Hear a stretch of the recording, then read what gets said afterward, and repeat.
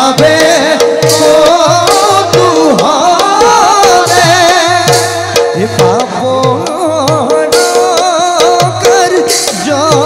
পাপ লাগি পাপ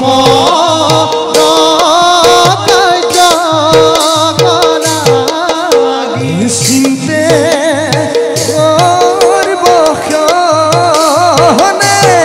আৰে ৰাম হৰি বুলি ধৰা হব জি গগনে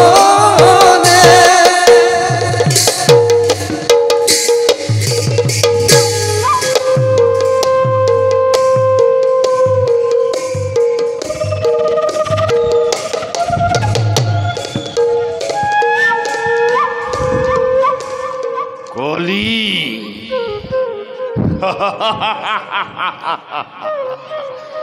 মোৰ নাম কলি সকলোৱে মোক পাপী বুলি কয় মোক পূজা নকৰে নৰ সমাজে কাৰণ মই হেনো নৰ সমাজৰ অস্পৃশ্য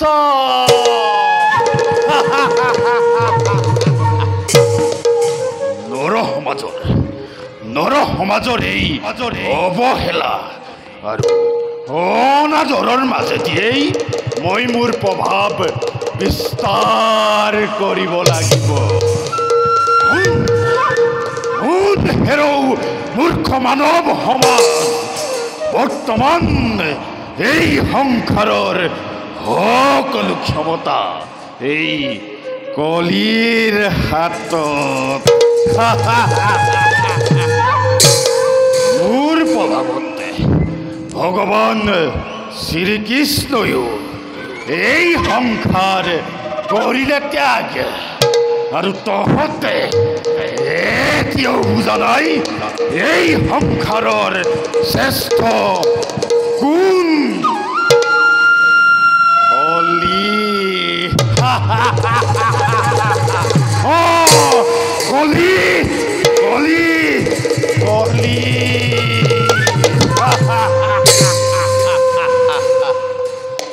কিন্তু বৰ্তমানেও মোৰ পথৰ হেঙাৰ স্বৰূপে থিয় দি আছে ধৰ্মই আৰু কিমান দিন ধৰ্ম তোৰ এই মৰ্ত্যত আৰু বেছি দিন নাই এই কলিৰ কুপ্ৰভাৱত মানৱ সমাজত প্ৰচাৰ কৰি তেতিয়া চাম এই মূৰ্খ স্বাৰ্থলোভী মানৱ সমাজে কলিক পূজা দিয়ে কিম্বা ধৰ্মক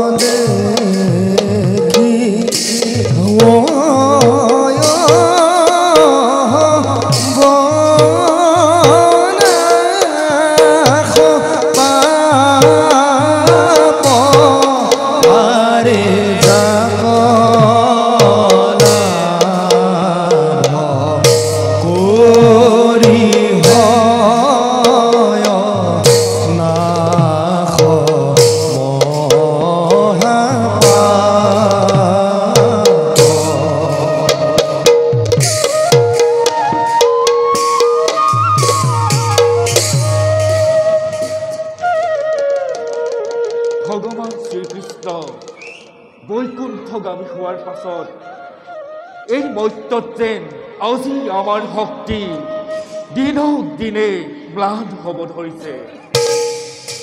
কলিৰ অনুচৰ বৰ্গয়ো মৰ্ত্যৰ মনুষ্যক পাপত লিপ্ত কৰাই এফালৰ পৰা নিজৰ শক্তি কৰিছে বৃদ্ধি।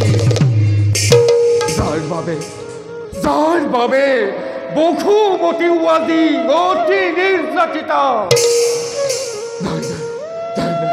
যেনে তেনে মই ধৰ্মক মৰ্ত্যত স্থিতি ৰাখিব লাগিব, নহ'লে কলিৰ বিপৰ্যয়ৰ ধুমুহাই সমগ্ৰ পৃথিৱী এফালৰ পৰা কৰি পেলাব। ধৰ্ম গোটেই পৃথিৱীত তোমাক চলাত কৰিলোঁ আৰু তুমি এই স্থানত লৈছা থিতাপি। কলি কিবা হেতু আজি তুমি মোৰ ওচৰত আছে দেখি কিবা প্ৰশ্ন ধৰ্মৰ কাষত? প্ৰশ্নটো বহুত আছে ধৰ্ম। তাৰ আগে কোৱা, তুমি কিয় এতিয়াও মৰ্ত্যত বিৰাজমান? সত্য ধৰ্ম ৰক্ষাৰ্থে সৃষ্টিৰ ৰাণীৰ পৰাই ধৰ্ম এই মৰ্ত্যত আছে আৰু আজীৱন থাকিব। তাত হৈছে নেকি তোমাৰ কিবা ব্যাঘাত? ব্যাঘাত যথেষ্ট হৈছে ধৰ্ম। তোমাৰ বাবে মোৰ পাপ শক্তি বিস্তাৰ কৰাত ব্যাঘাত জন্মিছে। এইহে মই তোমাক কৰিছো আদেশ, শীঘ্ৰে ত্যাগ কৰি মৰ্ত্যলোক গুচি যোৱা তুমি স্বৰ্গ ৰাজ্যলৈ। মোক আদেশ শুনাবলৈ কোন তুমি কলি? কালৰ নিৰ্দেশত যুগৰ অনুসাৰে ধৰ্মই নিজৰ স্থিতি কৰ্তব্য সম্পাদন কৰি আহিছে। তাত তোমাৰ আদেশৰ প্ৰয়োজন না অনুৰোধৰ?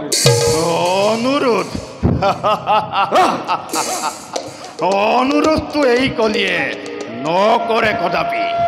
প্ৰয়োজন হলে তোমাক বন্দী কৰি লুপ্ত কৰি দিম পৃথিৱীৰ পৰা। তথাপিতো কিন্তু অনুৰোধ নকৰে কলিয়ে। জগতৰ ভোগ হৈ দানা সমাজৰ অৱহেলিত দেৱতা হৈ মোক বন্দী কৰ। মুখ চম্ভালি কথা কবা ধৰ্ম। মোৰেই ৰাজত্বত মোৰেই আশ্ৰয়ত থাকি মোকেই অপদাৰ্থ বুলি কৰিছা অৱজ্ঞা। তোমাৰ এই অৱজ্ঞাৰ আজি উচিত দিম পুৰস্কাৰ। সাজু হোৱা তুমি যুদ্ধৰ বাবে।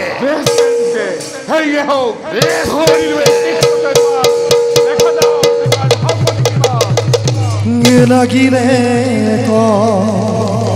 ঘূৰৰ কলিডুৰা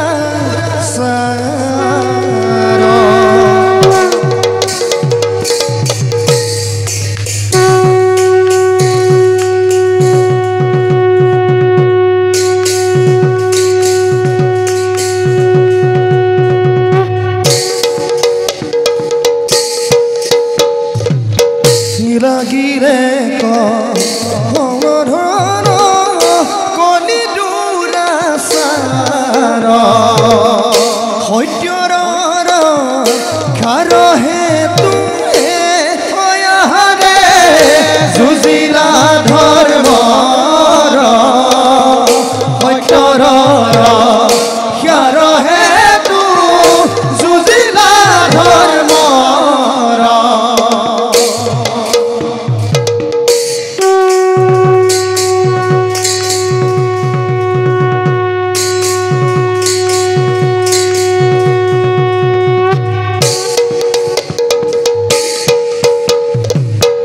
দেখো দেখো ৰণ দেখো অতি ভয়ঙ্কৰ ৰাম হৰি হৰে ভুলা হৰবৰ ৰাম হৰি ভুলা হৰবৰ।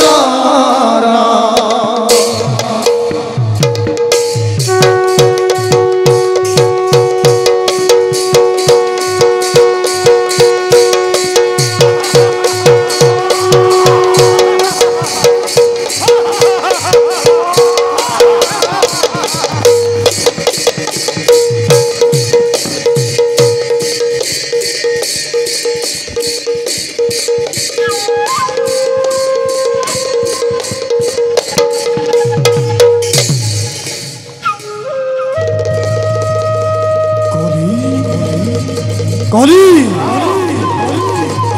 তুমি তোমাৰ সীমা চেৰাই গৈছা তুমি ধৰ্মক কেতিয়াও বন্দী কৰিব নোৱাৰা ধৰ্ম অজেয় ধৰ্ম এক শক্তি পৃথিৱীত যেতিয়ালৈকে এজন সৰু মনুষ্য ধৰ্মত ব্ৰতী থাকিব তেতিয়ালৈকে তুমি ধৰ্মক মুক্ত কৰিব নোৱাৰা ধৰ্ম পৃথিৱীত আছে আৰু সদায়েই থাকিব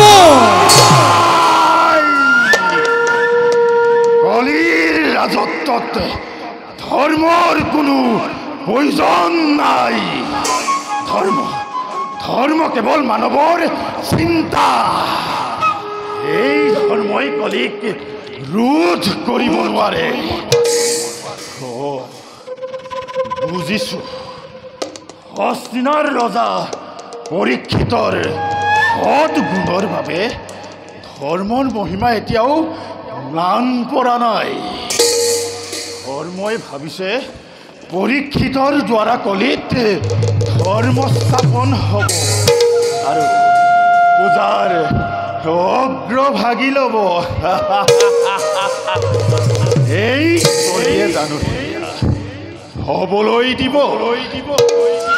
অতি শীঘ্ৰে মই হস্তিনাত কৰিম প্ৰৱেশ আৰু ধৰ্মৰ স্তম্ভ ভাঙি হস্তিনাৰ মানৱৰ মাজত আত্মহত্যা ব্ৰহ্মহত্যা মিছা আনহে নালাগে মাতৃ হত্যা কৰিবলৈও বাধ্য কৰা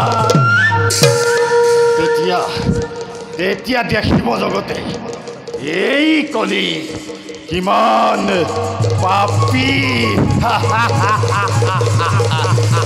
এই কলি কিমান অস্তিত্ব এই কলিয়েই যে সৰ্বশ্ৰেষ্ঠ